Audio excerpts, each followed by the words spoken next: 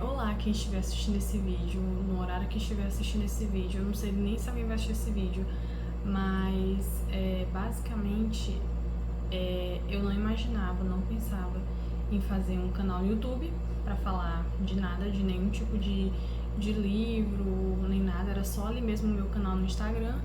Porém, eu acho extremamente injusto que este escritor, Roger Martin Dugard, eu acho extremamente injusto que não tenha nenhum vídeo dele em português.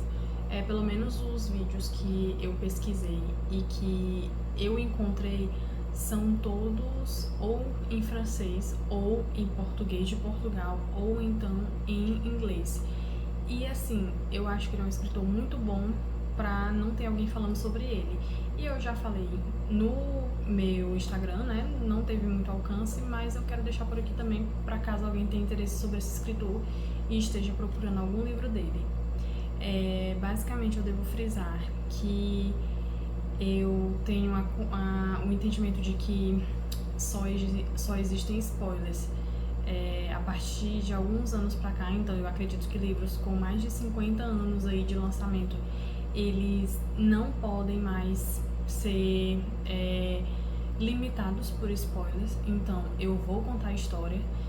E isso, o meu entendimento de que, por exemplo, há livros e livros também contribui um pouco para que eu não me importe muito em contar a história. Basicamente, eu creio que há livros que realmente não fazem sentido de serem dados spoilers, já que basicamente se eu der um spoiler, eu vou simplesmente estar, como é que eu posso dizer, destruindo a experiência do leitor com o livro, porque a gente sabe que há certos livros que a única coisa que eles têm a oferecer é a trama e o desenrolar da história. Não é o caso desses livros, esse tipo de livro especialmente, porque ele basicamente vai, como é que eu posso dizer, tudo bem que se eu falar alguma coisinha ou outra dele, não tem problema, por quê?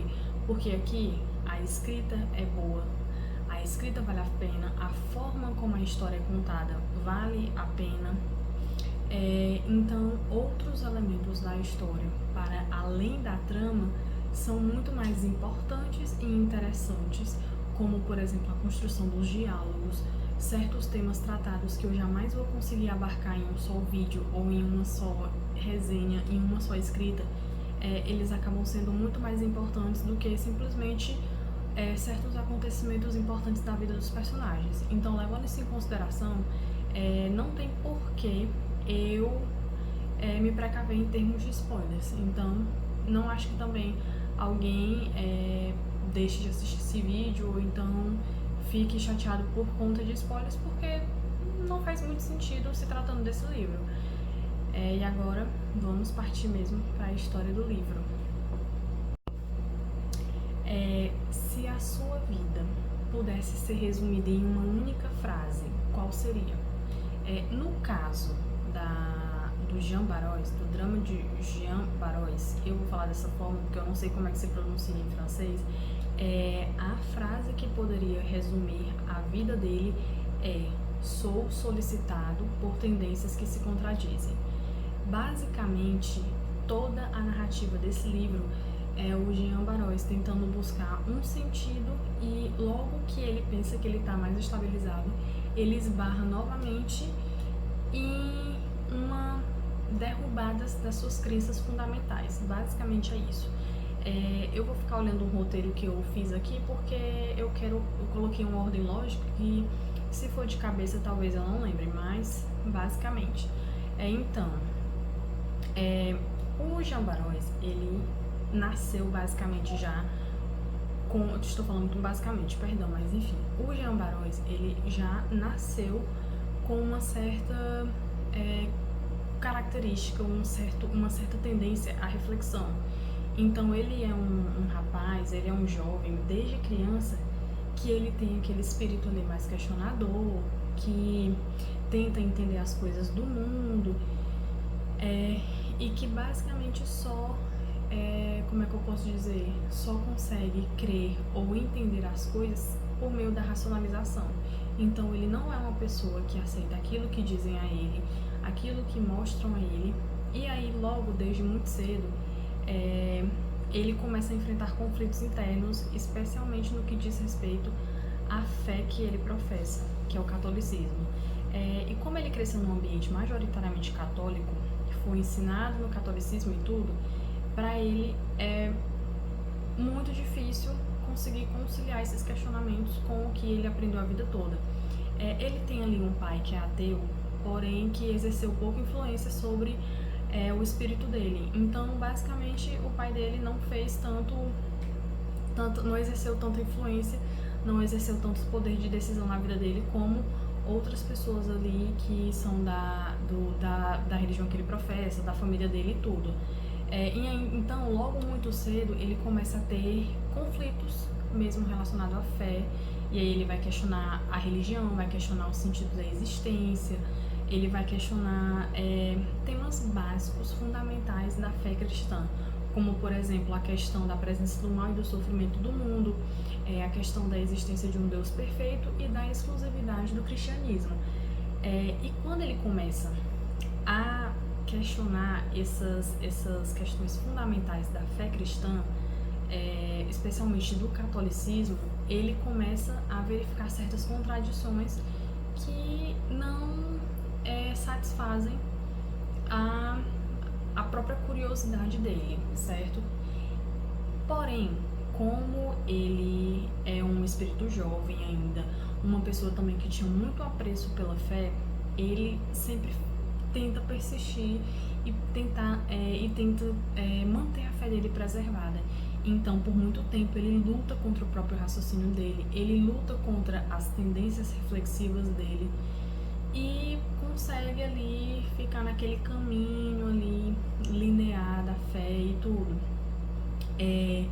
Porém, chega um certo ponto, obviamente, que ele começa a se questionar mais ainda, começa a pedir ajuda a padres, amigos, pedir ajuda de família, ler livros que explicam a fé, só que sempre ele encontra alguma coisa que não explica para ele aquilo ali.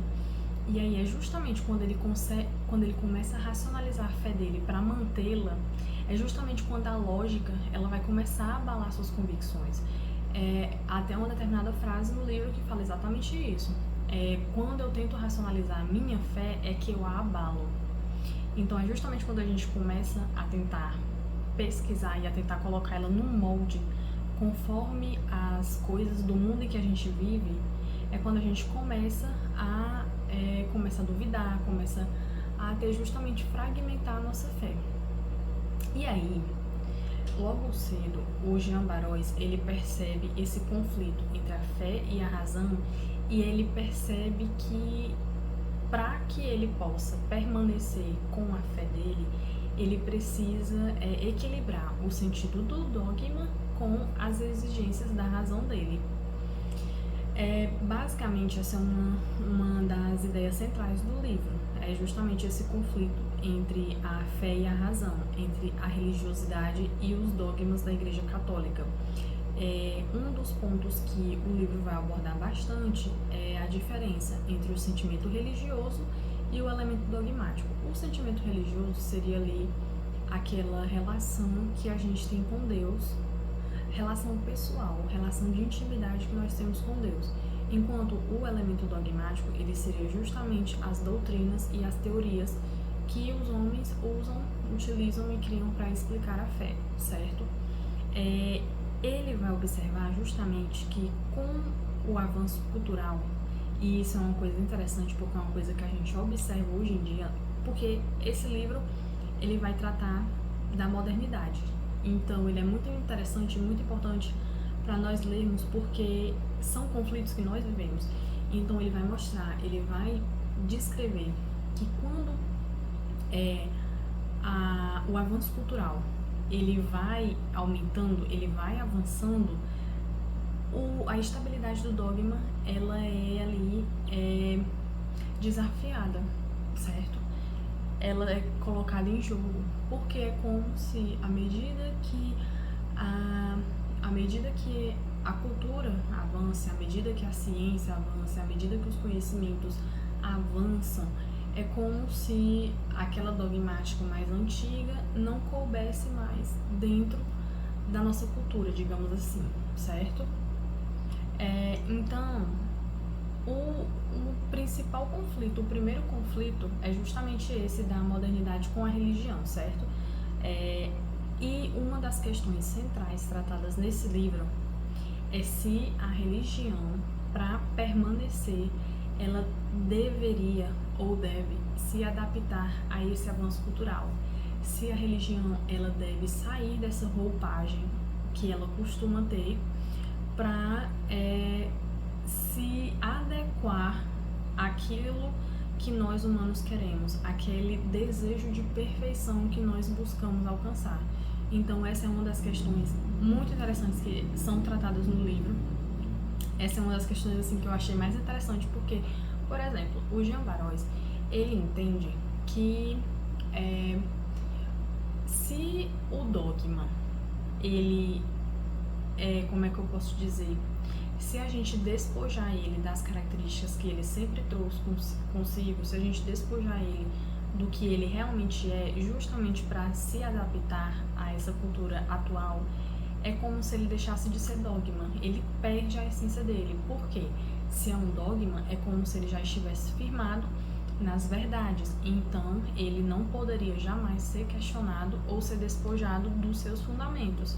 Se nós fizermos isso, de tirar do dogma aqueles fundamentos que são a razão de ser dele, a gente estaria basicamente destruindo o que é a própria fé, vocês entendem? E aí, por outro lado, há a visão divergente, que é a visão de um padre amigo com quem ele conversa, com quem ele confia, que vai justamente falar para ele que não há nenhum prejuízo em adaptar o dogma desde que se preserve a sua essência. Então, basicamente, o dogma ele seria adaptado para a nossa cultura, porém preservando a essência e entendendo que esse dogma e essas certas tradições e essas formas, elas são necessárias ainda até para o espírito humano propriamente dito, certo? É interessante porque esse livro, ele é basicamente, para além dessa questão religiosa, para além dessa discussão sobre a fé, ele vai discutir também sobre uma França em estado de crise moral e intelectual. E o que é que o Roger Martin Dugard ele vai utilizar para explicar o contexto em que a França vivia? É justamente aquele caso Dreyfus, que é um caso que ele vai mostrar, ele vai representar a crise moral e intelectual da França. Ele vai simbolizar a injustiça e a corrupção da época, vai demonstrar como a questão das mídias, elas são extremamente manipuláveis e que às vezes as pessoas elas sacrificam suas convicções individuais em prol de convicções coletivas que elas mesmas nem creem, mas foram manipuladas a acreditar nisso. E durante o caso Dreyfus, o Barós e um certo grupo de amigos, eles vão se tornar revolucionários ali, eles irão abrir uma espécie de jornal, de revista, onde eles irão publicar artigos que tratam de diversos temas. Basicamente, eles irão combater justamente as injustiças que eles veem cometidas nesse caso especificamente, e certas regras ou então certas ideias pré-estabelecidas ali da época. E uma das coisas que eles irão criticar muito fortemente é justamente a ideia da religião, do catolicismo, e eles serão responsáveis por abalar bastante essa ideia da religião como era vista na época, certo? E aí, o Jean Barós, essa foi a vida dele. Ele lutou, ele tentou a sua vida toda, empreendeu toda a sua vida em tentar desfazer os erros e também os equívocos da religião, mostrar que a religião não é bem aquilo que as pessoas creem que é e que ela seria meio que uma espécie de atraso, e também lutar pelo caso Dreyfus. É interessante porque a gente vai ver que ele não obtém muito sucesso, apesar dele tentar ali lutar pela verdade, ele não obtém tanto sucesso no caso Dreyfus, certo? E aí, quando ele percebe isso, quando ele vê que o progresso que ele tentava aplicar e mostrar, quando ele vê que a própria sociedade, ela não estava preparada para aquilo e que ela retrocedia, justamente porque muitos percebiam certos privilégios e não queriam abrir mão de certos privilégios que já possuíam, então isso é um dos primeiros abalos na consciência dele. É um dos primeiros abalos na convicção que ele tinha. Outro dos abalos que ele vai ter é justamente um quase acidente que ele tem, que durante esse quase acidente ele vai temer pela vida e em momento algum ele clama pela ciência, pelo cientificismo que ele tanto lutou para defender durante a vida dele. Quando ele se depara por uma espécie de quase morte ou um susto de morte, a coisa a qual ele recorre é justamente aquela religião que ele havia renegado lá atrás, que ele passou a vida toda lutando para combater. Então, quando ele percebe que a essa religião antiga, a essa convicção passada que ele recorre, ele basicamente fica perdido, porque é como se tudo o que ele tivesse lutado até então não tivesse valido a pena e como se fosse a única coisa que ele tivesse a recorrer. E aí, a fé na ciência e na razão desmoronam ao mesmo tempo. Ao mesmo tempo, nesse episódio, a gente vai perceber que o que Barós, ele tinha realmente era como se fosse um medo da religião. É como se fosse um temor real à religião. É um temor da qual ele não quer fazer parte, então ele tem uma espécie de medo mesmo de se assumir religioso, da religião e tudo. E aí, outra dos abalos que ele vai ter durante a vida dele, um dos terceiros abalos, salvo engano, que ele vai ter durante essa existência dele, durante essa fase de instabilidade que ele passa, é justamente uma relação com uma filha que ele teve, porque o Barós era casado. Inclusive, é uma parte que eu esqueci de falar, mas até o momento em que ele é casado, ele tenta manter ali a fé viva, porém, no tempo em que ele percebe a esposa dele como talvez alguém ingênua, e quando ele decide realmente, quando o casamento dele decai, é quando ele descamba totalmente para a parte da razão e se afasta completamente da parte da fé. Só que antes disso, ele teve uma filha, da qual ele abandonou porque ele optou por seguir o caminho da razão, o caminho da intelectualidade. E essa filha, que foi criada longe dele e imersa na fé católica, ela aparece e desafia novamente a sua descrença. Por quê? Porque ela é alguém vocacionada à fé, que quer ser freira. Em meio às discussões, ela justamente busca o pai, que era totalmente o oposto dela, como uma forma de testar a própria vocação, certo? Então, em meio a discussões, e já tendo passado por tudo isso, o Barós ele vai entender e vai aprender a respeitar o sentimento religioso. Ele vai admitir que o sentimento religioso é aquilo do qual a religião não prescinde, é aquilo do qual a fé não pode existir, e aquilo do qual sempre vai se readaptar de uma outra forma, com outra roupagem, mas vai voltar. Então essa fé, ela sempre permanece. Enquanto ele diz que o que tira o equilíbrio da fé é justamente o elemento dogmático, porque esse não consegue se adaptar. E é justamente nesse ponto em que ele entende que a vida ela é cheia de contradições e ele aceita a própria impotência. E até admite que existe ainda nele um sentimento religioso.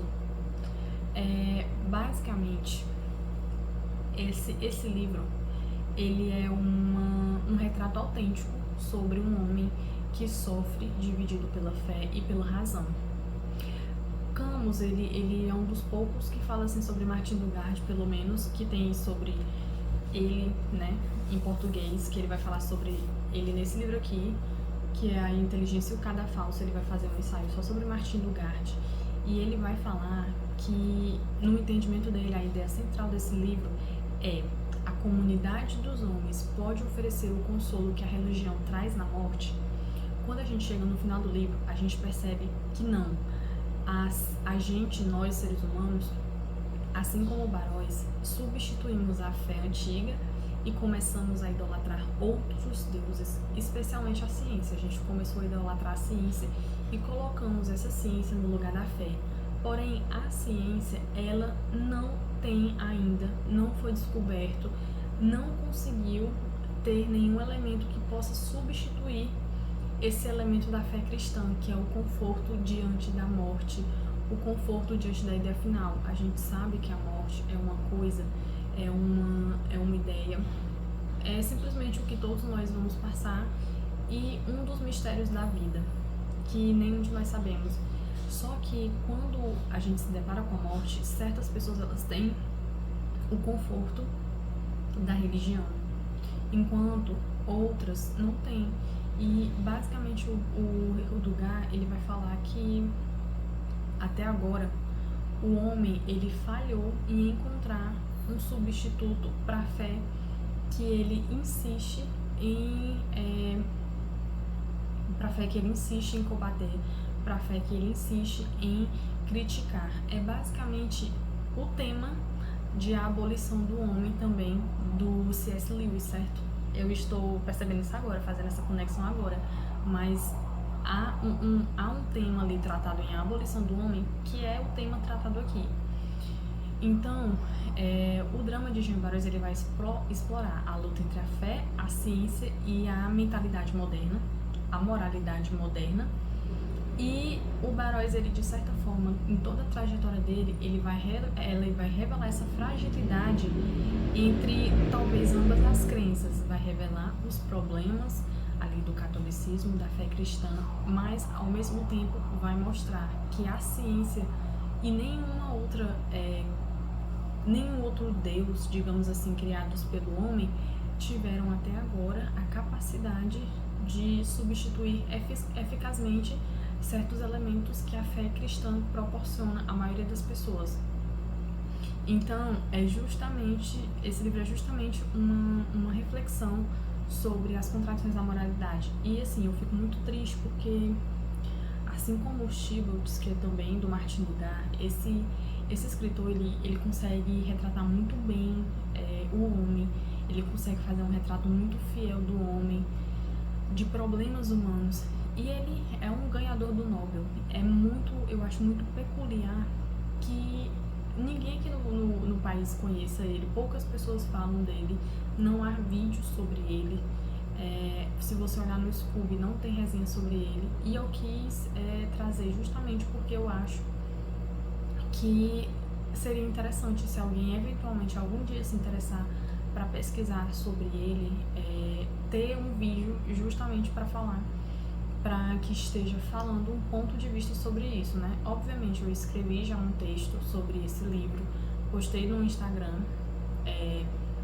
que é bem mais explicado, bem mais detalhado. Eu consigo trazer uma riqueza de detalhes maior, ainda que bem inferior ao que a gente acha no livro, porque aqui realmente às vezes a mente não alcança, também é muita coisa para falar, mas eu trouxe o texto que eu considero mais profundo, que eu considero maior, bem mais interessante, e tô trazendo essa resenha aqui também para ficar registrado. E é basicamente isso. Eu não sei se alguém vai ver esse vídeo, mas se alguém tiver interesse, eu espero que ajude aí também.